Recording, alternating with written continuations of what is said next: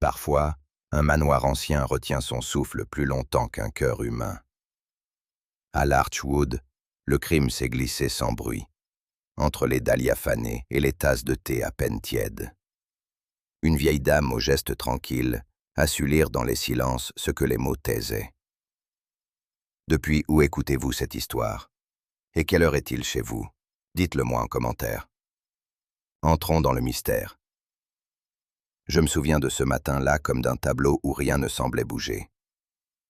Le brouillard reposait sur Larchwood, avec cette lenteur grise que seuls les villages anciens connaissent. Les cheminées fumaient sans hâte, les jardinières attendaient le retour d'un soleil timide, et l'air avait cette odeur d'herbe mouillée mêlée à la cendre refroidie. On aurait pu croire à une journée semblable à toutes les autres, si ce n'était ce qu'avait dit Mrs. Abbott en croisant ma route au coin de l'église. Madame Harrow part ce matin même, m'avait-elle annoncé, le panier plein de pain d'épices pour les enfants de la paroisse, comme si elle parlait du temps qu'il ferait à midi. Elle avait précisé, l'œil brillant, pour Bath, chez une cousine, indéfiniment. Je m'étais arrêté. Elfrida Harrow n'était pas femme à partir soudainement. Certes, elle n'aimait pas s'épancher, ni prolonger les conversations au-delà du raisonnable, mais son absence, même envisagée, troublait quelque chose d'indicible dans l'équilibre du village. Elle faisait partie du paysage, comme l'allée de peupliers qui bordait la route de Faversham, ou le muret en pierre sèche devant la poste. Son retrait n'avait pas été annoncé à la vicaire, pas de mot à la chorale, pas de messager venu la saluer. Je suis rentré chez moi avec une impression discrète, mais persistante. Un rouage avait quitté l'horloge, et pourtant tout continuait de tourner. C'est cela sans doute qui m'a dérangé le plus. J'étais arrivé un peu en avance ce jour-là, croyant pouvoir glisser un mot à Mrs. Harrow avant que d'autres ne s'installent dans le petit salon. La nappe était déjà dressée, chaque cuillère orientée de la même façon, les gâteaux posés en éventail comme dans un catalogue. Tout paraissait si minutieusement orchestré qu'aucun geste n'appelait plus d'aide. Pourtant, elle m'avait accueilli avec un sourire vaguement distrait, comme si elle avait oublié jusqu'à la raison de ma venue. Elle remercia chacun avec politesse, distribua de petites phrases comme on distribue les dragées à la sortie d'un baptême. Elle évoqua Bath d'un ton qui sonnait comme une récitation, s'attarda sur une cousine dont personne n'avait jamais entendu parler, décrivit des soins imaginaires sans y mettre de conviction. Ce n'était pas qu'elle mentait. Non, c'était plus subtil. Elle disait la vérité comme si elle n'en croyait pas un mot elle-même. J'observais la tension dans ses doigts, le tremblement infime quand elle coupait le cake aux fruits confits. Elle regardait le thé couler dans les tasses sans les voir. Elle parlait du départ comme d'une chose déjà terminée, ce qui pour moi ne voulait rien dire. Je suis resté en retrait, comme à mon habitude, me contentant d'écouter les autres parler avec cette animation qui vient souvent masquer le malaise. Les dames échangeaient des banalités charmantes, les vertus du thé à la bergamote, la solidité du pain d'orge de M. Powell, les nouvelles chaussures de la petite de Mrs. Finch. Pourtant, derrière ces mots familiers, je sentais quelque chose de retenu, de fragile. Et c'est chez Elfrida que cette tension se concentrait, presque visible, dans le port de sa tête, dans la raideur de ses épaules. Elle évitait certains regards.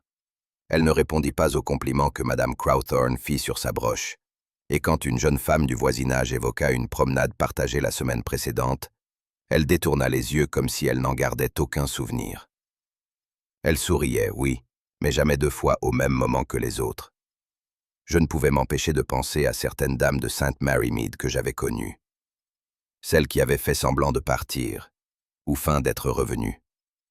Il y avait là une manière de se tenir, un pli dans le silence, une petite crispation du temps.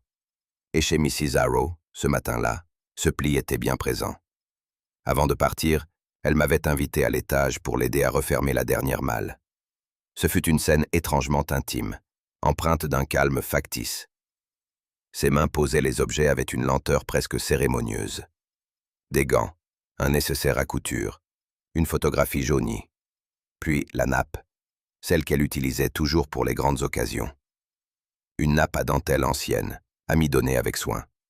Je me suis penché instinctivement vers la table de nuit. La Bible n'y était plus.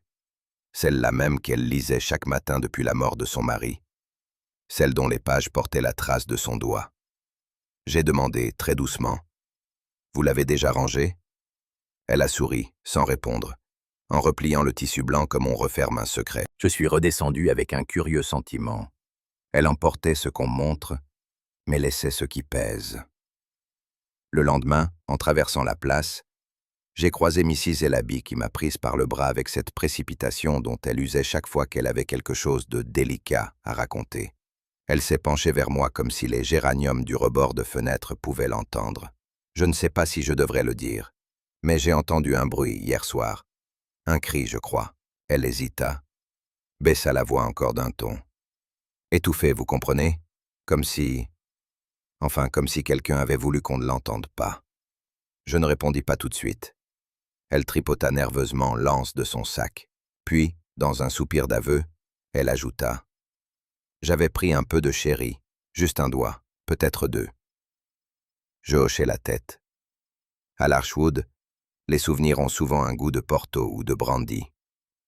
Mais ce cri, si elle ne l'avait pas inventé, venait troubler l'image paisible du départ annoncé. Et quelque chose en elle, son regard fuyant, la façon dont elle s'éloigna trop vite, me laissa penser qu'elle n'était pas aussi confuse qu'elle le disait. Ce jour-là, en fin d'après-midi, je passais devant le manoir Harrow. Il y avait dans l'air ce silence particulier qui suit une absence non assumée. Les volets avaient été tirés avec une rigueur militaire, comme si l'on avait voulu empêcher la lumière d'entrer.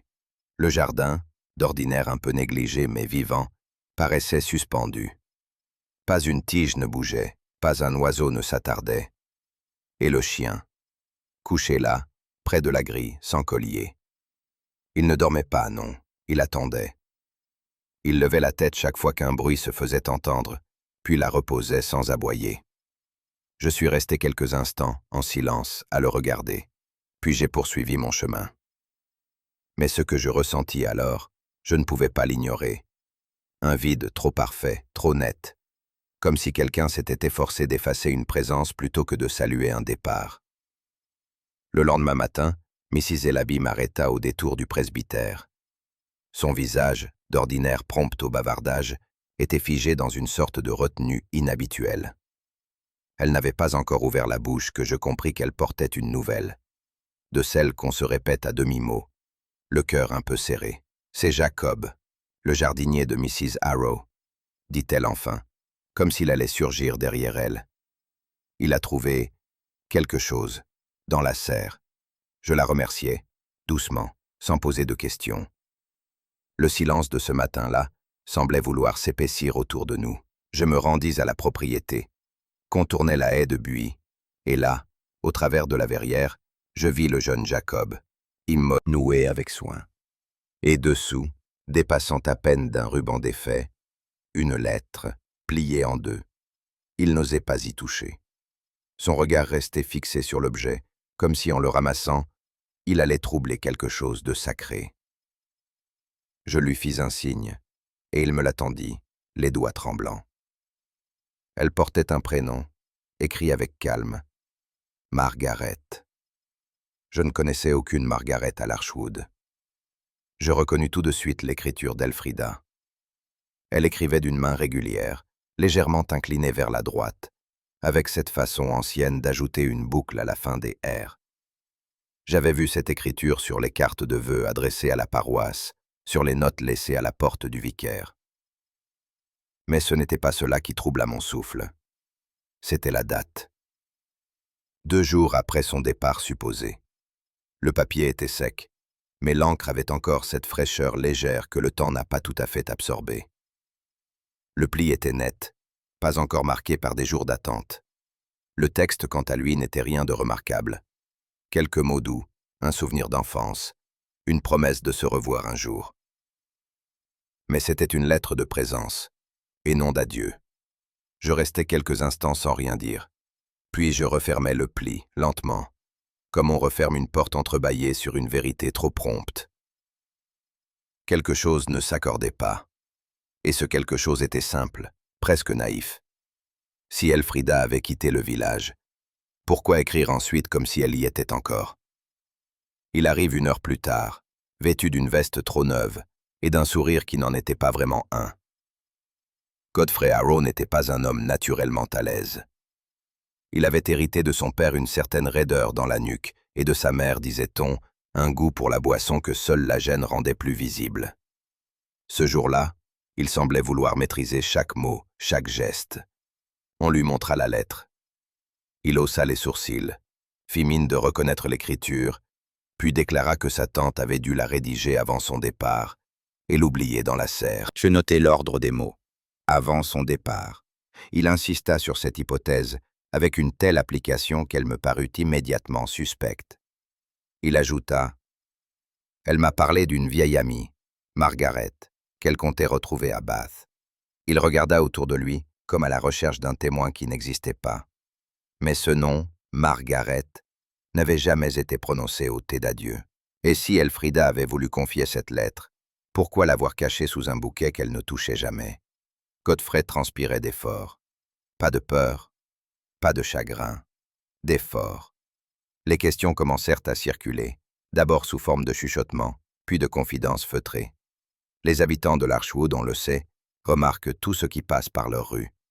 Rien n'échappe aux rideaux entr'ouverts, aux pauses prolongées près des grilles, aux silences qui suivent les salutations. Et pourtant, pas un seul n'avait vu de taxi, ni fiacre, ni même la vieille voiture de location de M. Webb, que l'on utilise d'ordinaire pour les départs respectables. Madame Abbott, toujours vigilante depuis sa fenêtre donnant sur la route principale, affirma qu'elle n'avait aperçu aucune valise. Mrs. Finch, dont la porte donne sur l'arrière du jardin Harrow, soutenait qu'aucun porteur n'avait franchi le chemin de gravier. Même le facteur, pourtant connu pour ses trajets imprécis, jura qu'il n'avait vu personne. Alors, comment Elfrida était-elle partie? Et surtout, était-elle seulement partie? Il y avait dans ces absences de témoignages quelque chose de plus lourd que le silence. C'était un accord tacite, peut-être, ou un vide organisé. Un départ sans témoin est un départ qui ne s'est pas laissé voir. Et cela, dans un village comme le nôtre, relevait de l'impossible. L'inspecteur Lavergne arriva l'après-midi même, avec son cartable fatigué et son air de ne pas vouloir déranger l'ordre des choses. C'était un homme prudent, au visage calme, qui croyait encore aux disputes de famille et aux valises oubliées dans les greniers. Il écouta, nota quelques remarques et observa les lieux sans insister. Il déclara qu'aucune disparition officielle n'avait été signalée, qu'il s'agissait peut-être d'un oubli ou d'un changement de plan de dernière minute. Il parla d'un possible retard de correspondance, puis il remercia, salua, et dit qu'il repasserait si l'on trouvait quelque chose d'anormal. Je le regardais s'éloigner dans le chemin creux. Il n'avait rien vu de suspect. Mais ce que nous voyons dépend rarement de nos yeux. Cela dépend surtout de ce que nous sommes prêts à croire. Et lui, manifestement, n'était pas prêt à croire ce que j'avais commencé à sentir. Je revins seul dans la serre, alors que la lumière déclinait doucement sur les vitres humides. Le bouquet était toujours là. Fané, certes, mais sa disposition, elle, était récente. On ne place pas des fleurs avec autant de soin pour les laisser mourir sans raison. Je me penchai. Ce n'étaient pas les roses d'Elfrida. Elle cultivait des variétés anciennes, odorantes, à tête lourde. Celles-ci venaient du marché, plus brillantes, plus légères, moins délicates. Elle ne les aimait pas. Elle le disait souvent. Jacob le jardinier vint me rejoindre. Il s'excusa de son trouble du matin, puis ajouta que le bouquet ne venait pas de lui. Et il évita mon regard en le disant. Je le remerciai, puis restai encore un moment. Le sol était propre, mais la terre du pot de camélia avait été récemment retournée. Une trace fine menait vers l'arrosoir. Rien de visible ne parlait. Mais tout semblait répondre à une autre question, invisible encore. Quelqu'un avait été là. Après le départ supposé. Quelqu'un qui connaissait la maison et ce qu'elle cachait. Le jardinier n'avait rien ajouté ce jour-là. Mais c'est Alfred, le jeune domestique, qui m'avait abordé en fin d'après-midi, sur le chemin du presbytère. Il m'appela à voix basse, presque coupable, comme s'il s'apprêtait à commettre une trahison. Ses joues rougies par la gêne, il hésita, puis me dit « J'ai vu quelqu'un dans l'escalier. » la nuit, juste après que madame, enfin, après son départ. Je le fixais sans l'interrompre. Son regard évitait le mien. Il ajouta, plus bas encore. Ce n'était pas très clair. Une silhouette. Mais j'en suis sûr. Quelqu'un descendait, lentement, sans lumière. Il avait cette manière de parler qu'ont les gens qui regrettent déjà d'avoir ouvert la bouche. Je le remerciais avec calme, lui demandais de ne rien raconter à d'autres pour l'instant. Il hocha la tête avec gravité, soulagé peut-être de s'être délesté de cette vision nocturne.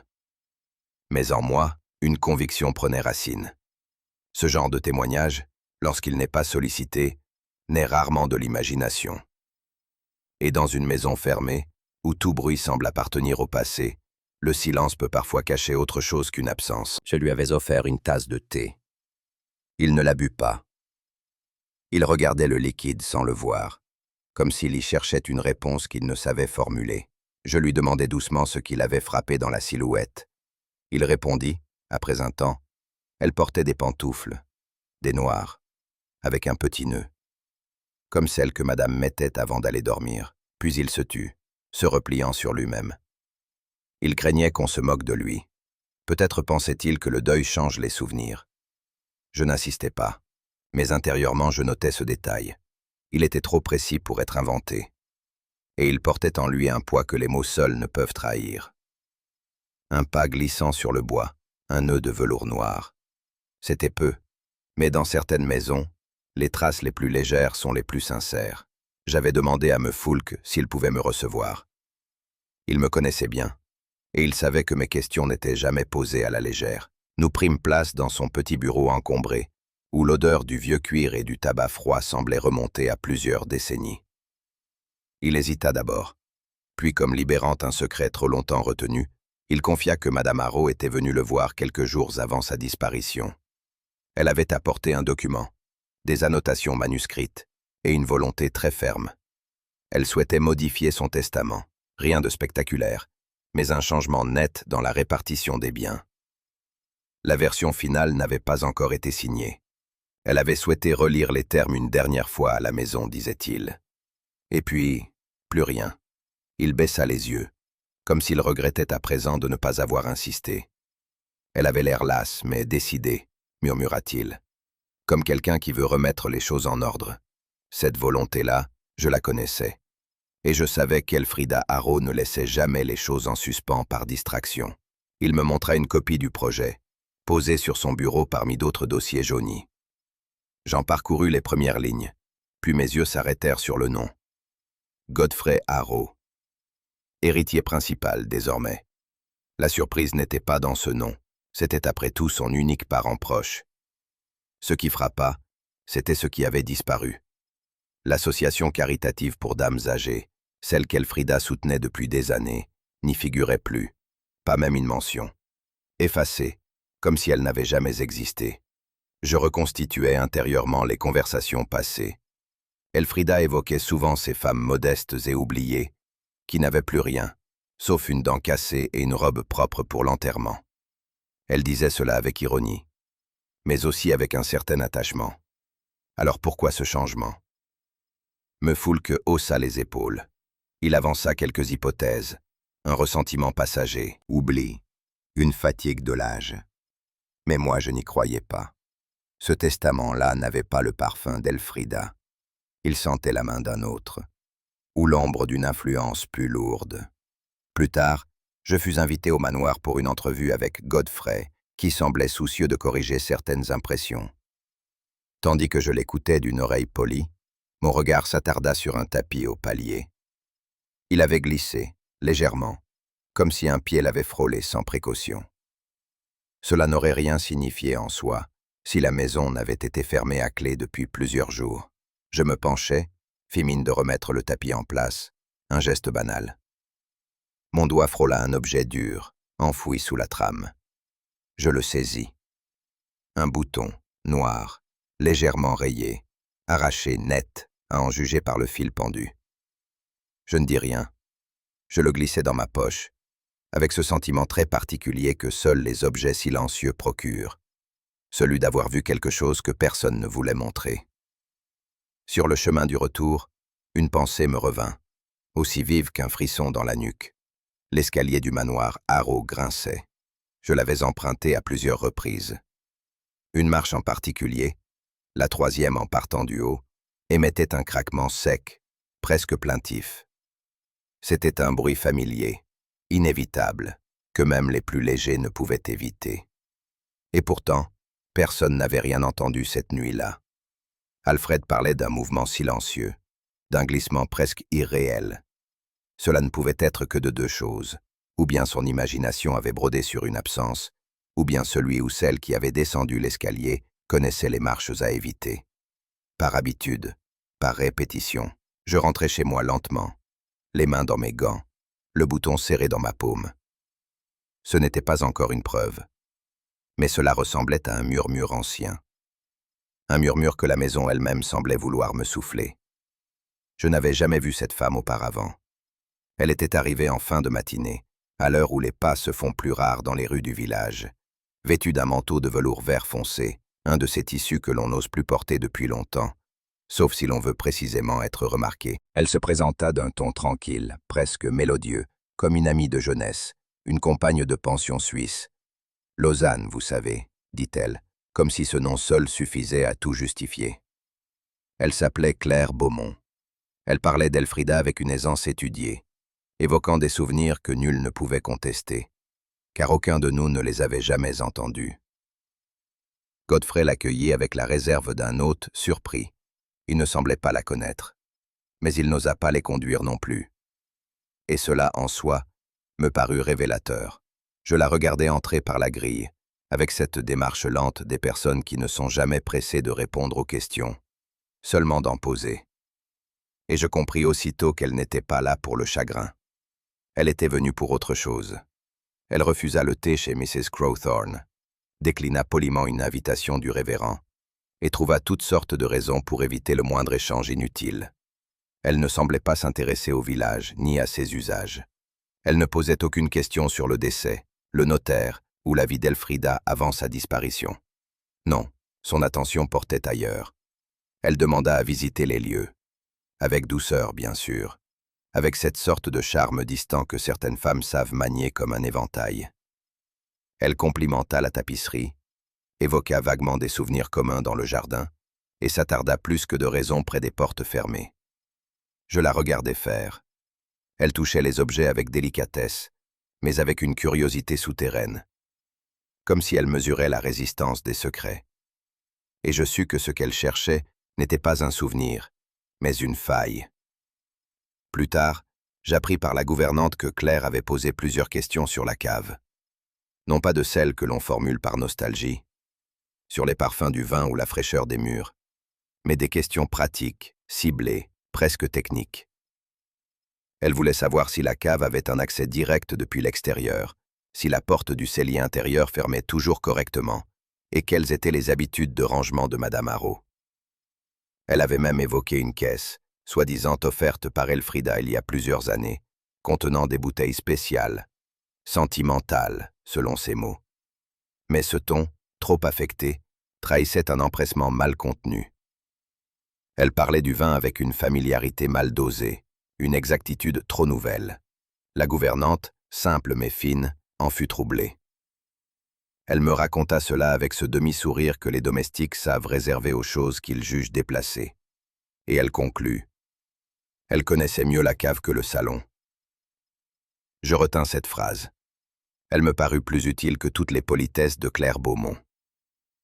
En l'écoutant parler, un souvenir ancien me revint.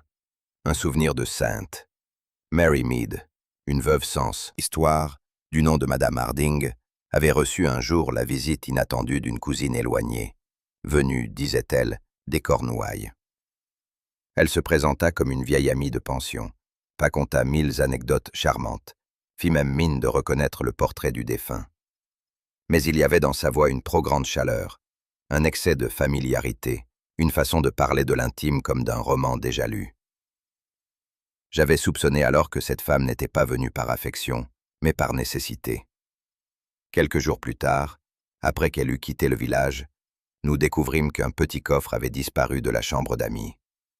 Rien de précieux, si ce n'est quelques lettres et un certificat de propriété. En écoutant Claire Beaumont parler de Lausanne, de la jeunesse, des secrets partagés, je retrouvais cette même musique douce, jouée à un ton trop haut. Ce n'était pas un souvenir qu'elle ressuscitait, mais un rôle qu'elle exécutait. Et je me surpris à me demander, à quoi donc tient la ressemblance entre un souvenir vrai et un souvenir utile? Je l'interrogeais, mine de rien, sur certains détails. Des choses qu'une amie intime n'aurait jamais pu ignorer. Le prénom du chien, par exemple. Elfrida en parlait comme d'un vieux compagnon. Il s'appelait Jasper. Claire hésita, puis le nomma Jérémie. Je ne relevais pas. Plus tard, je glissai une remarque sur le mari défunt d'Elfrida, un homme discret mais très ponctuel. Elle parut surprise d'apprendre qu'il avait été bibliothécaire, et s'étonna même que le couple n'ait jamais eu d'enfant. Là encore, je ne corrigeais pas. C'étaient de petites erreurs, presque anodines. Mais ce sont précisément ces maladresses qui, dans un village, font basculer la politesse en méfiance. Elle parlait bien, souriait juste ce qu'il fallait, savait quand se taire. Mais elle ignorait les choses qui ne s'inventent pas. Le pli d'un rideau toujours tiré à moitié, la tasse fêlée qu'Elfrida utilisait malgré tout, les silences du soir que seul Jasper semblait comprendre. Elle ignorait l'essentiel, ce qu'on n'écrit pas dans les lettres. Godfrey, visiblement agacé par la présence prolongée de Claire, prétexta une vérification des stocks dans la cave. Il s'y rendit seul, pensant sans doute échapper un moment à cette présence trop lisse. Mais lorsqu'il en ressortit, son visage avait perdu quelque chose de sa contenance. Et je notais chez lui un silence plus raide que d'ordinaire. Il m'en parle plus tard, presque à contre-cœur. Une bouteille manquait. Pas n'importe laquelle. Une vieille bouteille de Claude Ellis 1928. Elfrida y tenait comme à un souvenir d'enfance. Elle ne l'aurait jamais servi, encore moins offerte. Elle disait souvent, « Ce vin-là, c'est mon silence du dimanche. » Une expression que seule une solitude choisie pouvait comprendre. Godfrey était certain qu'elle se trouvait encore là, dans le coin arrière de la cave, 2 jours avant le départ supposé. Il en avait vérifié la présence. Et maintenant, elle avait disparu. Il tente de minimiser. Il parla d'un oubli, d'un déplacement peut-être. Mais je perçus autre chose dans son regard. Une angoisse floue, mal contenue. Comme s'il ne comprenait pas, ou comprenait trop bien. Et dans cette cave fraîche et ordonnée, ce n'était pas la bouteille manquante qui me troubla le plus. C'était l'évidence discrète qu'on avait descendu là quelque chose, ou quelqu'un, que seul le vin aurait dû accompagner. Je reçus une note discrète de Mefulk, pliée avec soin, comme il faisait toujours. Il me priait de passer à son étude, sans urgence, mais sans tarder non plus. Je m'y rendis en fin d'après-midi, lorsque les rues deviennent calmes et que les vitrines ferment doucement sur les jours ordinaires. Il m'accueillit avec la réserve polie des hommes que la gêne rend presque solennelle. Il me fit asseoir, puis, après un silence de quelques secondes, me confia que l'exemplaire original du dernier testament de Mrs. Arrow avait disparu de son armoire verrouillée. « C'est une situation que je n'ai jamais connue en 32 ans d'exercice, dit-il. Il insista sur le mot « jamais », avec une amertume contenue, comme s'il s'en voulait personnellement d'une négligence qu'il ne comprenait pas. Il n'y avait aucun signe d'effraction, aucun papier déplacé, rien d'apparent. Il soupçonnait un acte interne, mais il n'osa nommer personne. Je quittais son étude le cœur plus lourd que je ne l'aurais cru. Non par attachement à l'objet perdu, mais à cause du geste qu'il révélait. On ne fait pas disparaître un testament, sauf si l'on a quelque chose à effacer. Le soir même, je me fis remettre la clé du bureau d'Elfrida par la gouvernante, sous prétexte d'y rechercher une lettre égarée. Je pris le temps d'ouvrir les tiroirs, lentement, l'un après l'autre, attentive non pas à ce que je cherchais, mais à ce que je ne m'attendais pas à trouver. Dans le second compartiment, sous un papier médicaux, je découvrais une copie du testament, une feuille unique, sur un papier ivoire trop neuf, dont la texture ne convenait pas au goût conservateur d'Elfrida. La signature y figurait, en bas, hésitante, comme si la main qui l'avait tracée ne l'avait jamais vraiment connue. Il manquait le sceau officiel du notaire. La date, elle aussi, me troubla. Elle correspondait précisément au lendemain du rendez-vous chez Mefoulk, alors même qu'Elfrida avait demandé un délai de réflexion. Tout dans cette feuille respirait la précipitation. Et dans cette hâte, je sentais la peur, non pas celle d'un danger imminent, mais d'un avenir incertain qu'il fallait précipiter à tout prix. Je repliai le document avec soin. Il avait l'allure d'un mensonge mal déguisé. Et les mensonges, à l'Archwood, ne restent jamais discrets bien longtemps. Je repris mes visites coutumières. Il n'y avait rien d'inhabituel à voir Miss Marple passer chez les dames du village, partager un thé tiède, commenter un tricot ou admirer des confitures. Mais cette fois, je prêtais une oreille plus attentive aux détails dissimulés dans les phrases creuses. Je glissais mes questions avec précaution, comme on tire un fil fragile dans un tissu ancien. Je ne cherchais pas des réponses, mais des absences. Ce que l'on oubliait de dire. Ce que l'on ne savait pas expliquer. Aucune n'avait vu Elfrida le jour de son départ. Aucune ne se souvenait de la voiture, du chauffeur, de la valise. Mais toutes se souvenaient d'une chose.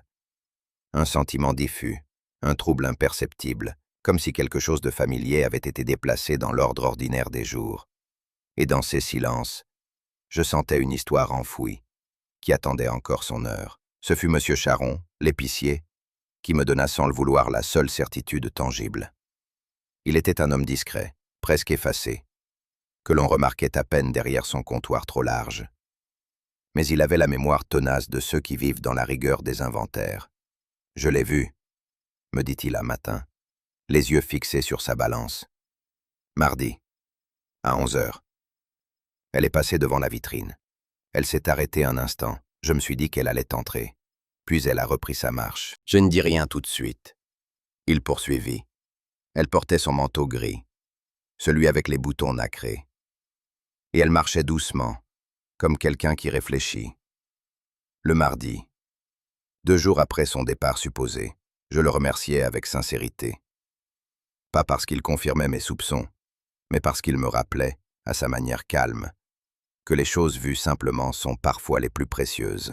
Et à ce moment-là, une autre question se posa en moi, plus sourde, plus dérangeante. Si Elfrida était encore là ce mardi, où était-elle partie ensuite? Quelques jours plus tard, en sortant de l'église, Mrs. Ventham, une veuve solitaire à l'esprit un peu flou mais à l'intuition fine, m'arrêta d'un geste timide. Elle voulait me parler d'un détail, disait-elle, qu'elle n'osait pas mentionner devant les autres. J'ai vu une lumière dans la remise. Une petite veilleuse, vous savez, de celle qu'on pose au sol, vers minuit. Elle cligna des yeux, incertaine. C'était le jeudi, je crois, ou peut-être le vendredi. Je n'eus pas besoin de la corriger. Ce n'était pas le jour qui comptait, c'était la lumière. Personne n'avait le droit d'entrer dans la remise depuis le départ d'Elfrida, et Godfrey dormait dans l'aile opposée. Je la remerciai doucement. Elle me regarda avec un sourire inquiet. C'était peut-être mon imagination, vous savez, à mon âge. Mais je savais, moi, que certains regards effacés perçoivent ce que les autres refusent de voir. Ce soir-là, en rentrant chez moi, je repris mon tricot laissé sur le fauteuil. La laine glissait entre mes doigts sans que je la voie vraiment. Mon esprit tissait d'autres nœuds, bien plus serrés. Un testament manquant, une fausse copie, une silhouette aperçue, une lumière dans une remise vide. Et cette lettre, posée sous un bouquet, rédigée après le départ annoncé. Tout cela ne formait pas encore un motif, mais je sentais qu'un fil dépassait. Un seul. Et j'ai appris avec les années que lorsqu'un tissu est trop lisse, il ne faut jamais ignorer le fil qui tremble au bord de l'ourlet. Je posai mon tricot sur la commode et franchis la porte du salon, dont la lourdeur s'était refermée trop vite le jour du départ d'Elfrida. Un silence ancien y régnait, mais un silence déséquilibré, comme si l'ordre des choses y avait été modifié à la hâte, puis figé trop brusquement.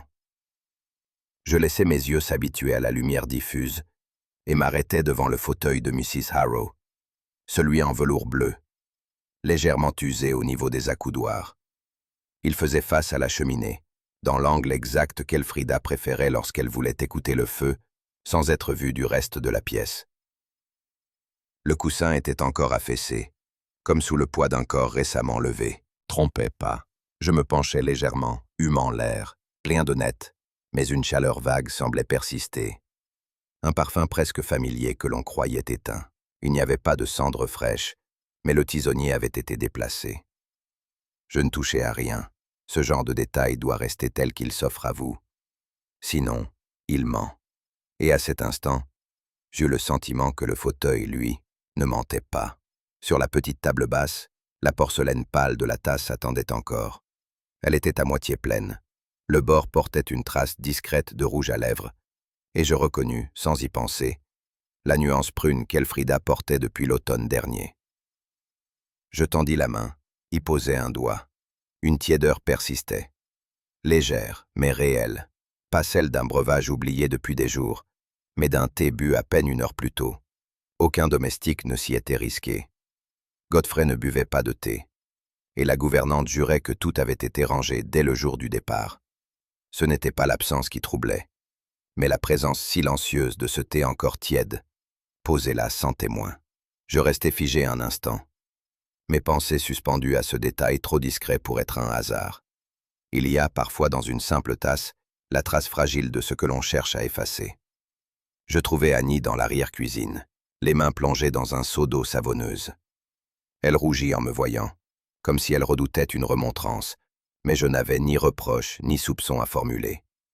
Je lui demandai simplement si elle accepterait de m'aider à comprendre quelque chose. « Pourriez-vous refaire le matin, tel qu'il était quand Mrs. Arrow était là ?» Elle hocha la tête, surprise mais obéissante, comme une enfant tirée de sa rêverie. Elle s'exécuta avec lenteur, presque avec tendresse. D'abord ouvrir les rideaux à 7 heures tapantes, puis allumer le gaz dans la cuisine. Ensuite, poser le plateau de thé sur le guéridon, à côté du fauteuil bleu. Elle n'oublia rien, sauf... « Et la radio ?» demandai-je doucement. Elle blêmit, hésita. Je l'ai allumée, ce matin-là. Comme toujours, mais, quand je suis revenu, elle était éteinte. Je hochai la tête. Ce n'était qu'un détail, un rien. Mais dans les rituels, ce sont précisément ces petits décalages qui parlent. Une tasse trop pleine. Une radio éteinte à contretemps. Un silence là où il devait y avoir du bruit. C'était une symphonie perturbée. Et je commençais à reconnaître la main qui en avait faussé les notes. Je retournai dans le salon, le cœur traversé d'un frisson sans cause précise. Mon regard se posa, presque malgré moi, sur la pendule de cheminée, héritage familial qu'Elfrida remontait chaque soir avec la régularité d'un cœur qui refuse la fatigue. Elle était arrêtée à 9h02. Depuis combien de jours? Impossible à dire. Mais ce que je savais, c'est qu'elle n'aurait jamais quitté la maison en laissant cette pendule figée. Elle disait souvent « Une pendule arrêtée, c'est un mauvais présage ». Je m'approchais mais n'y touchais pas. Je voulais qu'elle reste ainsi, dans son arrêt obstiné, comme une protestation muette contre une version des faits trop bien cousue. Si la pendule s'était tue, ce n'était pas à cause de l'oubli. C'était un silence imposé, un silence placé là comme une césure dans un poème, ou un soupir au milieu d'une phrase inachevée. Et dans ce silence, je crus entendre quelque chose d'autre, quelque chose de vivant. Tandis qu'Annie s'affairait à ranger les tasses, j'entendis un bruit léger, sec, suivi d'un silence étrange. Je reconnus la démarche hâtive du petit chien d'Elfrida, ce compagnon âgé, nerveux, qui avait cessé de manger depuis son départ. On l'avait cru prostré, on avait eu tort. Je le suivis du regard alors qu'il grimpa les marches, une à une, le museau en avant. À l'étage, le plancher grinça légèrement sous ses pattes, puis plus rien. Un aboiement soudain brisa le silence. Mais ce n'était pas un aboiement de joie, ni même d'appel. C'était une alerte. Je montais doucement, attentive. Les aboiements reprenaient, courts, précipités, puis cessèrent dès que j'atteignis le palier. Le chien était immobile devant une vieille malle, reléguée dans le coin d'un grenier que l'on n'utilisait plus. La malle était verrouillée, mais il la fixait, les oreilles droites, le souffle court. Je ne dis rien. Je descendis chercher Annie. Elle me rejoignit, les yeux déjà pleins d'ombre, comme si elle pressentait ce que la malle taisait. Et dans le couloir, tout devint soudain plus froid. Non à cause du grenier, mais parce que le chien, lui, savait déjà. Il ne bougeait plus. Le chien s'était assis, non pas en soumission mais en guet. Ses pattes bien posées, son regard fixé sur le coffre. Il grogna lorsque... Jamais fait ça. Jamais, murmura-t-elle. Je me penchai légèrement, observant le coffre. Rien ne semblait l'avoir déplacé. Aucune trace au sol. Mais les objets, parfois, se déplacent en silence, ou bien c'est l'air autour d'eux qui change. Le chien gratta légèrement la malle, puis s'immobilisa à nouveau, tendu comme un ressort. Je sus, à cet instant, que cette malle n'était pas vide, ou qu'elle l'avait été, et ne l'était plus depuis peu. Je regardai Annie. Elle détourna les yeux. Elle n'avait rien dit, mais son silence pesait autant que 1000 mots. Ce qu'on ne dit pas, ici, se loge souvent dans les regards. Et ce regard-là était chargé de peur. Je posai la main sur la poignée du coffre, non pour l'ouvrir, mais pour sentir si elle tremblait. Elle ne tremblait pas. Mais moi, oui. Ma main était encore posée sur la poignée froide de la malle, lorsque l'inspecteur Lavergne arriva, accompagné de 2 agents et d'un serrurier fatigué.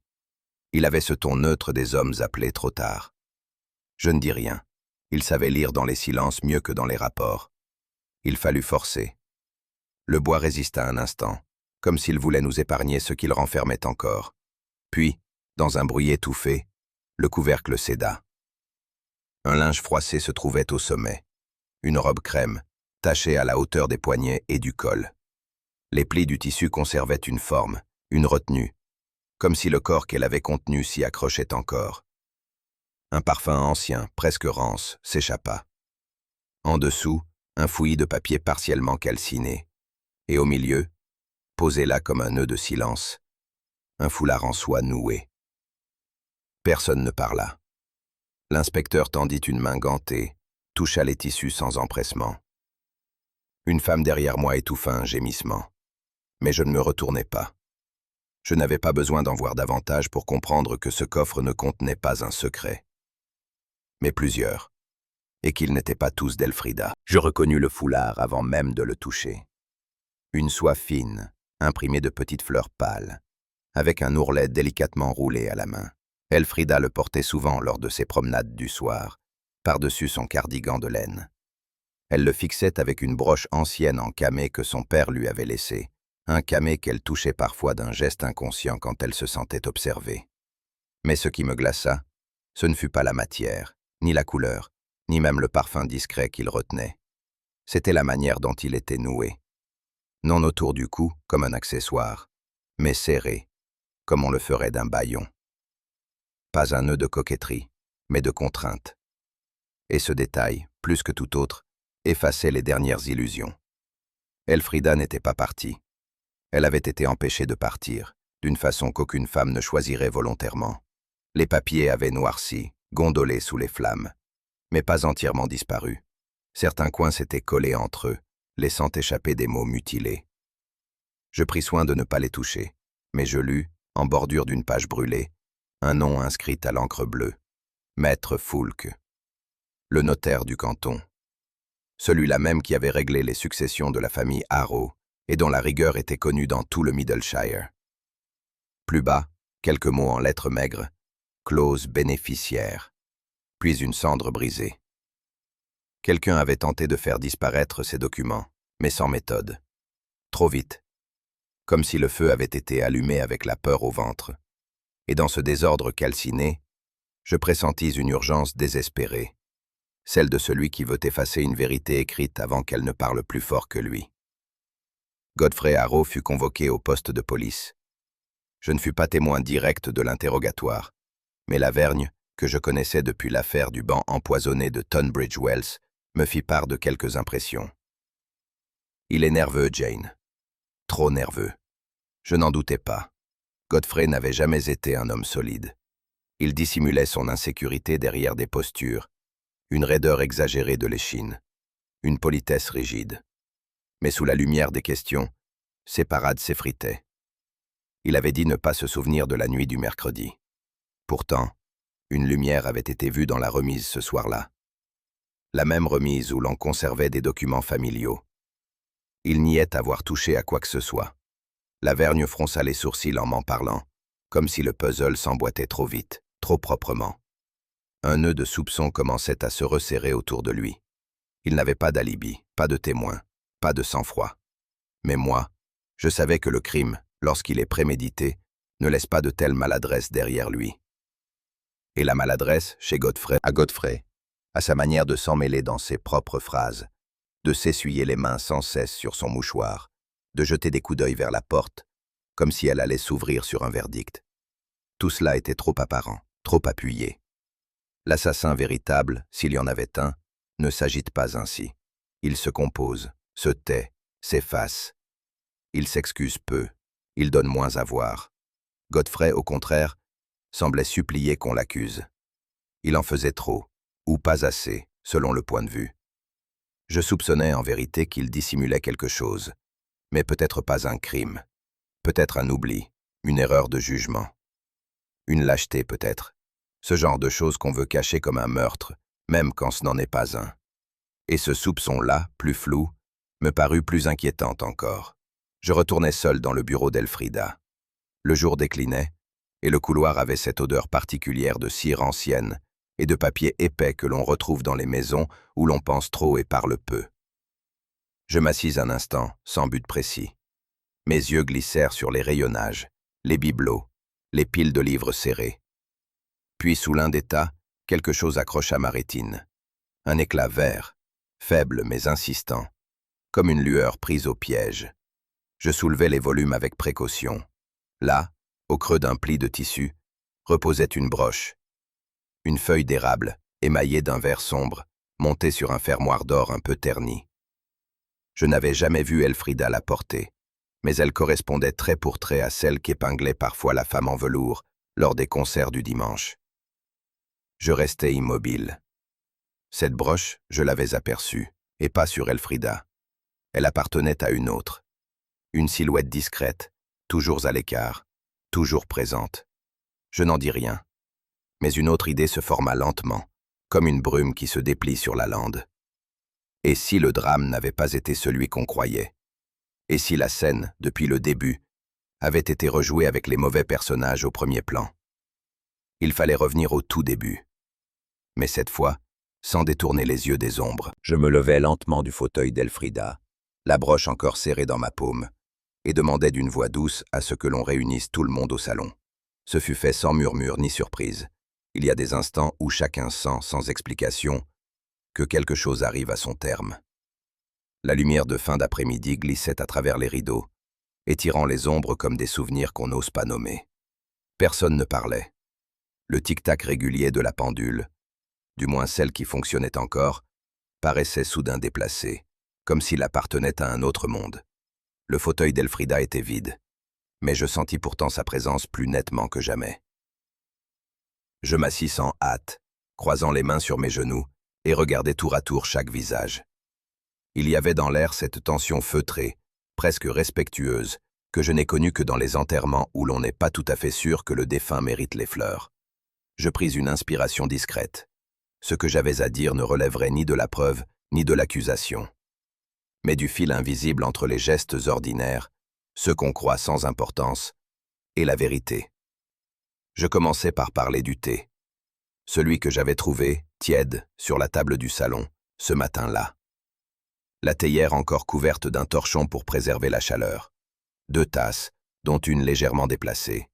Rien qui surprenne dans une maison anglaise, sauf si l'on prétend qu'elle était vide depuis la veille. Puis j'évoquai la pendule, celle de porcelaine rose posée sur la console, arrêtée à 9h02. Le mécanisme ne s'était pas détraqué de lui-même. Il avait été touché, déplacé peut-être dans une panique trop grande pour s'en soucier. Et surtout, le fauteuil d'Elfrida. Son coussin encore affaissé, sa broderie à moitié terminée sur la coudoir, comme si elle s'était levée précipitamment, mais sans intention de partir. Je regardais les visages. Certains pâlirent, d'autres se durcirent. Je ne vis pas de surprise, seulement une sorte de soulagement confus, comme si les objets avaient enfin osé dire ce que les cœurs craignaient d'avouer. Elfrida n'avait pas quitté cette maison comme on s'en va en voyage. Elle avait été interrompue.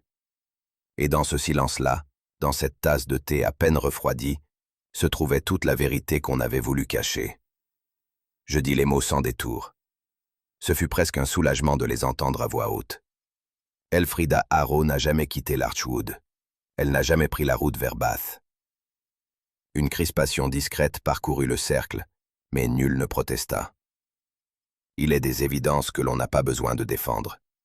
Je poursuivis, le ton bas, mes pensées ordonnées malgré la gravité de l'instant. Elle avait laissé derrière elle des signes de continuité, pas de rupture. Une robe du matin suspendue derrière la porte. Son carnet de notes restait ouvert sur une citation qu'elle relisait souvent. Aucun bagage sérieux, aucune liste d'adresses, aucune lettre d'adieu.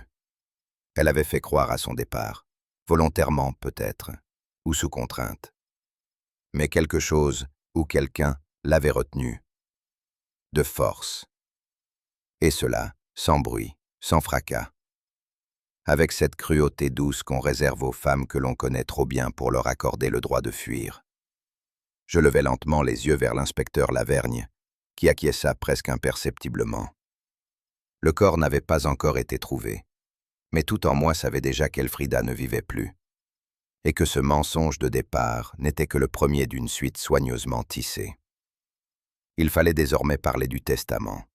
Je m'en excusais presque, comme on s'excuse d'évoquer l'argent quand la mort est encore trop fraîche. Maître Foulque, le notaire, avait confirmé l'existence d'un document final qu'Elfrida devait signer lors de son voyage à Bath. Ce testament, modifié à la dernière minute, annulait les dispositions antérieures. Il était question de renoncer à tout transfert automatique de biens au profit de son neveu. En cas de décès avant signature, la clause de substitution s'appliquait. Peu connue, presque oubliée, elle renvoyait l'héritage à une certaine Claire Beaumont. Nièce éloignée, descendante d'une sœur oubliée, installée depuis peu à l'Archwood, sous couvert d'un retour sentimental aux sources. Je laissais flotter ce nom dans le silence, comme une poussière en suspens. Claire, jusque-là si discrète, si serviable, si habile à ne jamais trop en dire, était la seule à avoir eu intérêt à ce que ce testament ne soit jamais signé. Et surtout à ce que la disparition d'Elfrida paraisse accidentelle, volontaire, indolore. Mais je savais, moi, qu'un tel hasard ne survient jamais deux fois dans la même maison. Je me tournai lentement vers Claire. Elle gardait les mains croisées. Elle gardait les mains croisées sur ses genoux, gantée de ce vert pâle qu'elle affectionnait tant. Son regard demeurait calme, mais je vis un léger tressaillement de sa paupière gauche, presque imperceptible, sauf pour ceux qui, comme moi, avaient passé leur vie à lire dans les visages ce que les bouches taisent. Je mentionnai d'abord sa visite, le jour même de l'annonce du départ d'Elfrida. Venue prendre des nouvelles, avait-elle dit. Mais ces questions, à l'époque, m'avaient surprise. Sur la cave, sur l'accès au grenier, sur les clés. Des préoccupations étranges pour une simple cousine. Puis je parlais de la broche, celle que j'avais retrouvée dans le bureau fermé. Une feuille d'érable en émail vert. Claire eut un léger sursaut, le premier mouvement non maîtrisé depuis le début de notre entretien. « Vous avez dû la perdre, par distraction ?» demandai-je doucement. Elle baissa les yeux, et ce fut alors que je compris. Ce n'était pas un aveu, pas encore, mais une rupture du masque. Elle n'était pas venue pour pleurer une tante. Elle était venue pour hériter.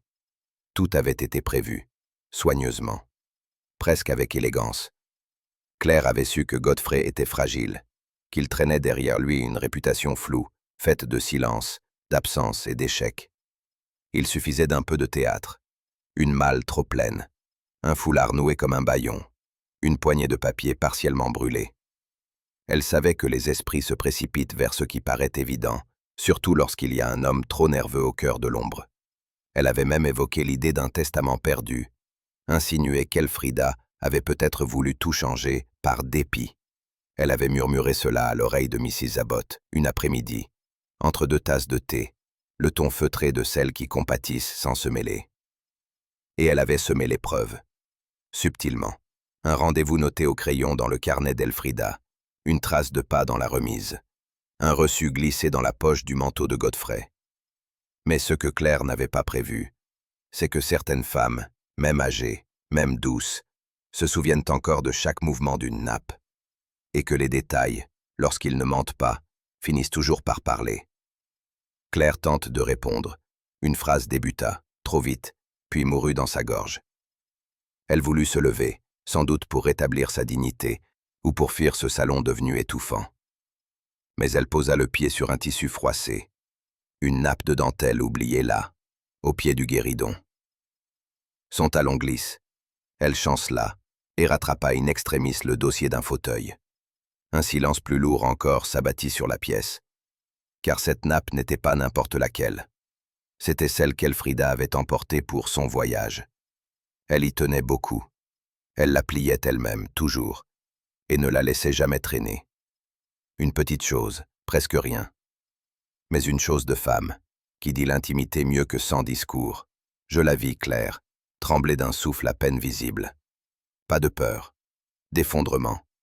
Elle comprenait que ce n'était pas la justice qui venait à elle, silencieuse, lente, opiniâtre, qui ne frappe pas à la porte, mais s'infiltre par les coutures, par les coutumes, par les gestes oubliés. Et dans ses yeux, je lus enfin ce que je cherchais depuis le début, la trace fine et inexorable d'une faute que l'on croyait pouvoir effacer.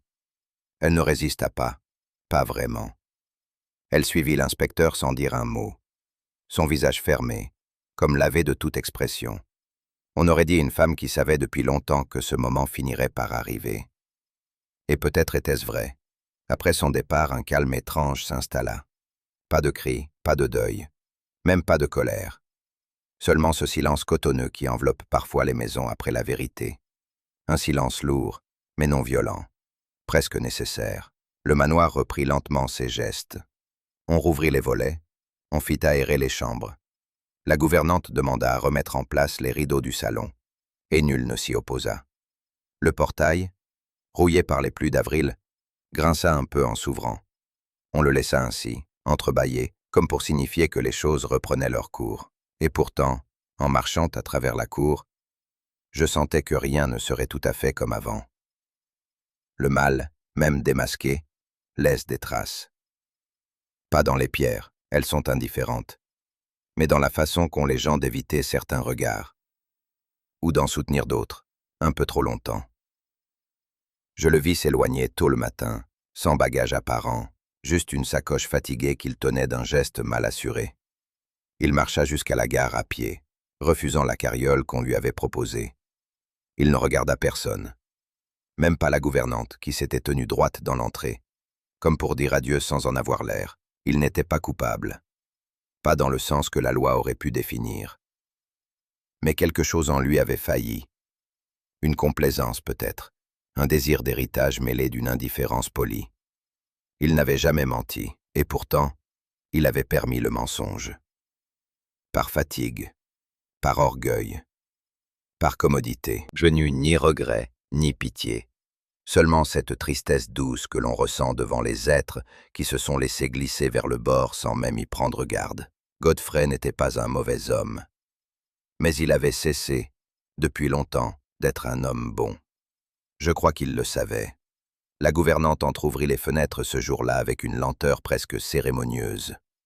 L'air était encore frais, mais il portait déjà la rumeur discrète du printemps. Une rumeur de bourgeons, de choses qui reprennent sans bruit, de silences qui recommencent à respirer. Je descendis un moment dans le jardin. Les allées avaient souffert des semaines passées. Les feuilles mortes s'étaient accumulées. La mousse avait envahi les pierres. Mais sous le banc, à l'abri de la pluie, les outils de jardinage d'Elfrida étaient toujours là. Rangés, nettoyés, posés comme par une main attentive, juste avant une pause. Je restais longtemps devant ce petit râteau à manches courtes qu'elle utilisait pour ses bordures. Il n'était pas tombé dans l'oubli. Il attendait, fidèle. Et je compris que, malgré tout, quelque chose d'elle demeurait. Non pas dans ses lettres, ni même dans ses mots, mais dans la manière qu'elle avait eue de veiller sur chaque détail. Le jardin n'était pas abandonné. Il patientait. Comme si, quelque part, la main d'Elfrida se souvenait encore du geste qu'il fallait pour faire refleurir les choses. Je la trouvai dans un tiroir bas, à demi dissimulé sous une pile de journaux anciens. La couverture de cuir était un peu fendillée, mais la dorure tenait encore. C'était bien elle, la Bible d'Elfrida, celle qu'elle gardait près d'elle, qu'elle ouvrait parfois sans lire, simplement pour poser la main sur les pages. Je la plaçais sur la petite table ronde du salon, à sa place d'origine. Nul ne me demanda pourquoi. Il savait. Je l'ouvris à la page cornée. Ce n'était pas un psaume célèbre, ni une promesse. Juste un passage de Job, austère et mélancolique. Et glissé entre deux versets, presque effacés, un pétale de dahlia, devenu pâle comme un souvenir qu'on a trop longtemps gardé. Je ne le touchais pas. Je refermais le livre lentement. Il y a des silences qu'on ne doit pas briser, même par le geste le plus tendre. Ce pétale disait tout. Il disait que les souvenirs peuvent être repliés, qu'ils se glissent dans des interstices discrets, et qu'ils attendent, longtemps, qu'on les retrouve. Non pour les exposer, mais pour les reconnaître. Le soir venu, je m'installai près du feu, le tricot sur les genoux. Le fil était gris, un gris doux et dense, comme le ciel de février lorsqu'il ne pleut pas encore mais qu'on sent que le vent tournera bientôt. Je repris mon rang là où je l'avais laissé. Un point serré, régulier, presque austère. Pensées ne prennent leur forme qu'en passant par les lèvres. Les adieux mentent souvent. Mais les tapisseries du quotidien, elles, ne mentent jamais. C'était vrai. Les gestes simples, ceux qu'on répète sans y penser. Faire du thé, rabattre un rideau, ramasser une écharpe tombée, sont ceux qui trahissent les âmes. Les coupables oublient toujours un détail. Pas un cri, ni une preuve éclatante. Un fil mal noué, une broche déplacée, un fauteuil vide. J'achevais mon rang et laissais reposer les aiguilles. La laine pendait mollement, comme fatiguée elle aussi. Je n'avais pas besoin d'épilogue.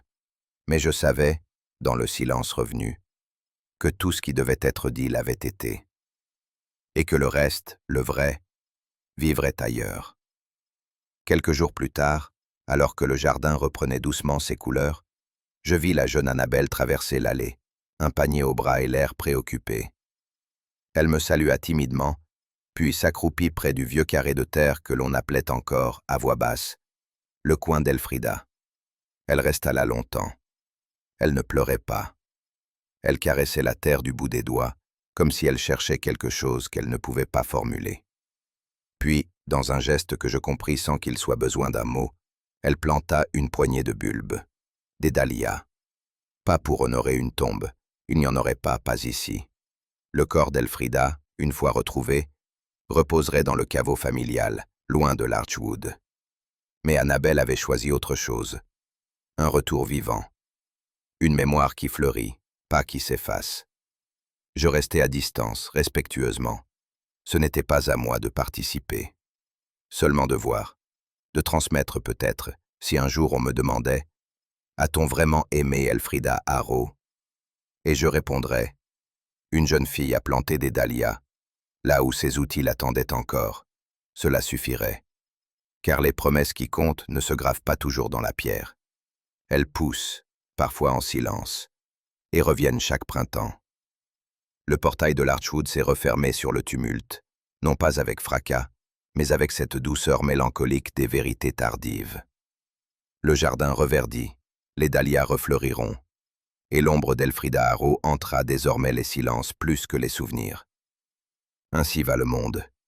Ce ne sont pas toujours les coupables qui troublent le plus, mais ceux qui savaient et se sont tus. Et vous, avez-vous déjà pressenti une vérité que personne n'osait dire? Dites-le moi en commentaire. Si cette histoire vous a touché, n'hésitez pas à la partager, à vous abonner, ou à laisser un signe discret, comme un pétale dans un livre refermé.